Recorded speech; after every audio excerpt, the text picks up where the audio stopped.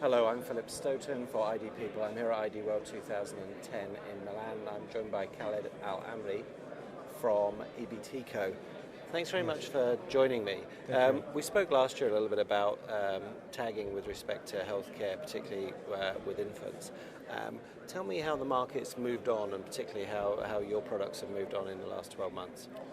Well, the market is moving very well, and the technology is advancing, and we are seeing more products, more applications that will fit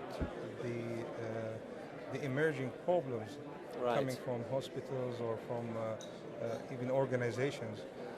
And last year we've seen the disposable tag, which which was developed to avoid infection. That would be carried through contaminated equipments, or through the improper handling of the tag itself. So today we see another product, which is a personal tag, which is carried by the staff of the hospital or a supervisor, and that personal tags has two light indicators and two buttons, which are customizable for different applications. For example, if we want to monitor the hand wash before procedure, exactly. So we can create an excited field on the sanitization station, that will give an alert in case of the doctor or the surgeon did not wash his hand or use that before doing the surgery. And that also can be sent to the personal tag as an instant alert instead of going through the network. Or it can actually be sent to the same doctor's personal tag to alert him that he forgot to wash his hands, which is really intelligent. And this is what we are looking at the moment, and there are many other applications as well that can be used with this personal tag. And the low profile of the tag makes it more attractive to be used in the market. Okay, and as we build those layers of sophistication in the system, does that require more intelligence from the tag? Is it a higher level of communication? The beauty of the Guard RFID system is actually using one infrastructure to solve many problems, as opposed to other technologies that are being pushed in the market, especially the Wi-Fi based technology, which is really using an existing technology to solve one or two problems, but it's not actually a technology that will solve many problems. And the reason is that Wi-Fi is there and access points are there, and whoever developed those access points is not the developer of the tags or of the infant protection system or the tracking system. So in fact, in the Guard RFID platform, we have readers and controllers having a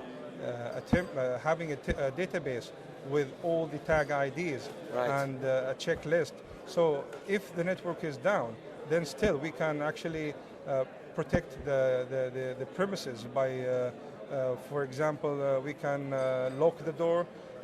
We can send an alert through an annunciator, or even send an alert to have some visual indication. So we can do many things using one system, and we can extend that to new applications and new problems to solve, actually, as opposed to the Wi-Fi based system, because again we are using the current infrastructure. And to be honest with you, we've seen companies installing Wi-Fi based real-time location systems, and they wind up adding more and more access points, because you cannot, if you look at the existing organizations, then you will see maybe in a big organization, you will see maybe 5, 10 wireless access points. If you want to really do a real-time location for staff and tracking or tracking patients in hospitals, then you need to increase the number of access points. And we've seen hospitals increasing the number to 500 access points, which even creates an issue with interference when it comes to the 802.11 network topology. So to be honest, using a Wi-Fi based real-time technology is not effective because even the tag itself, it's big, and the latest tag I've seen, which is fairly small to their perspective, is about double of the size of an active radio frequency identification tag from Guard RFID. Plus the specifications that I've looked at, it really indicate a life of 22 days for the tag, as opposed to 1 year reusable tags. So when we talk about Wi-Fi, it is really not the proper application for organizations, because when you plan for asset tracking or for patient wandering protection or for infant protection or for other applications, you really look for the future. So if you are actually choosing a normal or a system that will fit your need now, not looking at the future growth, exactly. So you will wind up with changing all these 500 access points in the near future. And actually for the Wi-Fi based system, to solve the problem of short range, to actually locate people in a room or in a sub-room, which is on a bed, for example. They invented something with an infrared technology, and the infrared technology, you need a line of sight, and that's not practical in real life. Really, we see the market with the active RFID and the smallest factor that will give a combination of using the tag on high cost large assets and high cost small assets. Because again, when you talk about passive RFID, you have a trade-off having the passive RFID tag. If it's small, then the range is shorter. If it's big, then the range is larger. And then you have a problem when you implement the system in an organization for a large asset protection, and then you think in the future to extend that to the low size or low profile assets, then you will have a problem, because again, the infrastructure is not supporting. So the Guard RFID vision is to have one infrastructure, it's an open infrastructure, to solve, and it's scalable enough to grow with all problems that might happen over time in hospitals or in organizations. And it seems to me the key to that is the consultative relationship you have with the hospitals. It's actually recognizing what the issues are, recognizing what the problems are, what the benefits can be, and developing a kind of a roadmap for them in terms of how they can deliver that. And that was the case with the Guard RFID. They have collectively more than 50 years experience, especially in the healthcare arena. And actually they implemented well more than 500 systems for the past years. And the new technology that they came up with is those tags with the dual tamper sensing technologies, offering visible light and temperature change, tampering.